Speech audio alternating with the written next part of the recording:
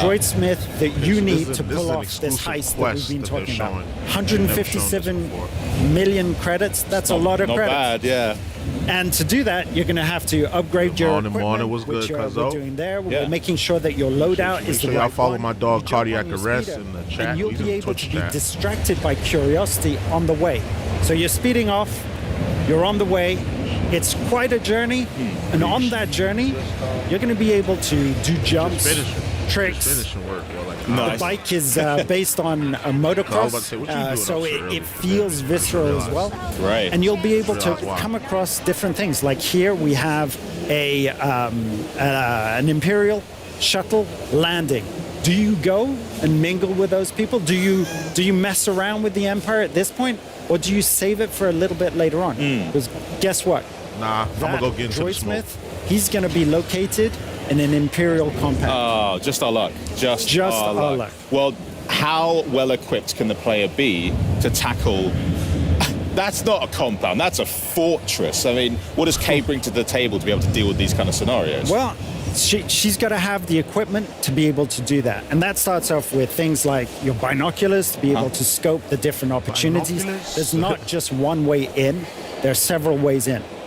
The surest way to meet a very certain end is to go in guns blazing. Because this is the Empire we're talking about. Yeah. So it's a massive force in front of you. We're going to go stealth. Okay. And binoculars, one thing. Blaster, another. Nyx, incredibly important. Let's just have a taste of how Kay uses Nyx. Okay. She's going to be sending me across and attacking, clawing the hell out of that stormtrooper. I feel bad for the guy. You shouldn't. He's there. He's built for this. Okay, true. You take out the second stormtrooper, and now you have to hack through that laser barrier. About the melee balls. How is she punching out stormtroopers? Their armor can withstand. So there's quite a few different ways of engaging in a mission like this.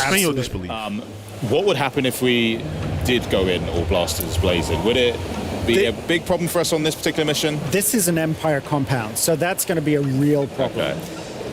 I'll take your advice on One of the conditions is that you don't set off the alarm, because if the alarm sets off, you're going to shut down that compound. Fair enough. You may revisit the compound later on to be able to steal more stuff and to really find all of the treasures.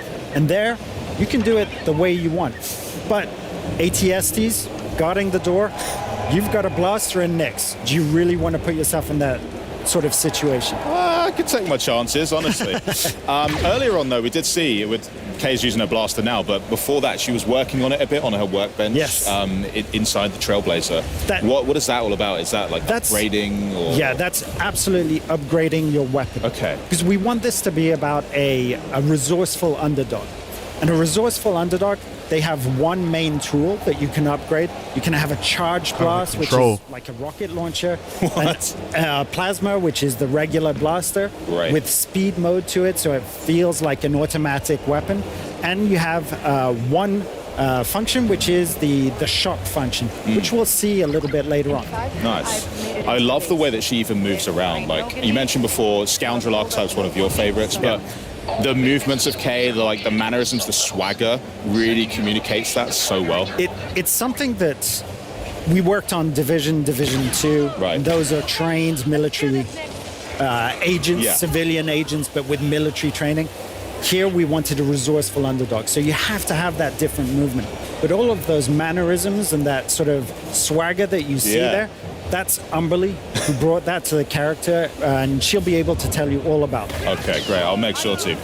One thing that I want to point out as well, we did just talk about the blaster a little bit. We're getting to see some of the action over there. Gameplay does look smooth, I'm not going to lie. The sound of it, too. I mean, in Star Wars, there are so many sounds that are iconic. Players, when we listen to them, it makes the hair on our arms stand up. If you close your eyes and think TIE Fighter. Yeah, TIE Fighter. I'm thinking like the seismic charge. Yep. Oh, man, yeah. But Kay's blaster also has a really satisfying punch to it. So tell me about the process for making sure that you're designing a weapon sound-wise, the feel of it, the look of it, making sure it's authentically Star Wars, but also brand new, something that you've created. We have to get inspiration from the past, get inspiration from the original trilogy, because this adventure happens in between Empire Strikes Back and Return of the Jedi. Right. So we had access to all of those things. And then the pleasure is looking at that, working with that, and coming up with something that sounds new and that become its own sound. And that extends from the sound design to, you know, the music of the piece, which I think is remarkable. You heard it gorgeous. In the trailer. It's fantastic. Anytime I hear the horns, honestly, I'm goosebumps. It's crazy. So we finally find our droid smith here then, I guess. Yeah, who's not particularly happy to see you. So I'm not going to spoil the story, but the droidsmith, Gadik, has a past with you. Okay. And he's ended up working with the Empire, so you know he's made some really bad decisions. Oh dear, yeah. It's not great. I mean, he's already got a protocol droid firing a gun at us. I never thought I'd see that. But I got a problem with a gatekeeper droid. now that's Can't wait to caught dig his into the interest. story That's with caught this. his Yeah, interest. interesting. There's a real challenge. There's a real opportunity. It's not motivated by the credits, but tinkering around with some new tech. I like That's it. what catches his eye. I could get on with this guy. But the problem is, once we extract Gadik, we have to get out as well, right? And that's where the blaster comes into its full use. Nice. So this is going to be part of one of those main quests. It's a linear quest, and there's a whole path where you explode into the combats, and you use all of the tools at your disposal. Right. Before we edited a little segment which was a puzzle room. Right, we didn't want to spoil the puzzle. We didn't want to spoil the traversal. We wanted to focus on the real action of this piece. Great. And now we're getting some serious combat because there was no chance to sneak there. Everybody's just rips over and saw us immediately. Let's just escape. But this is where Kay sort of comes into her own, because scoundrels, they love to improvise. They're good under pressure. And so I guess you're encouraging players to make sure they look around them, identify bits that are useful, send nicks out, play around with it a bit. All of those tools. You can mark targets like like Splinter Cell Conviction. Yo, okay. That it allows you to slow time, pick your targets, and it's an automatic kill. Nice. That's a bit more of a problem though. This guy's got a shield, and one of your modules will be able to disable that shield, opening them up for the deadly shot. Absolutely stunning. And that's it. You grapple hook out and escape the base. You make it seem so easy. That's fire. I'm gonna try it, and it's not gonna be that. I wish I was playing this one. There's a whole team, and they've done an amazing job at capturing this one. Yeah, I mean, right at the end there, we also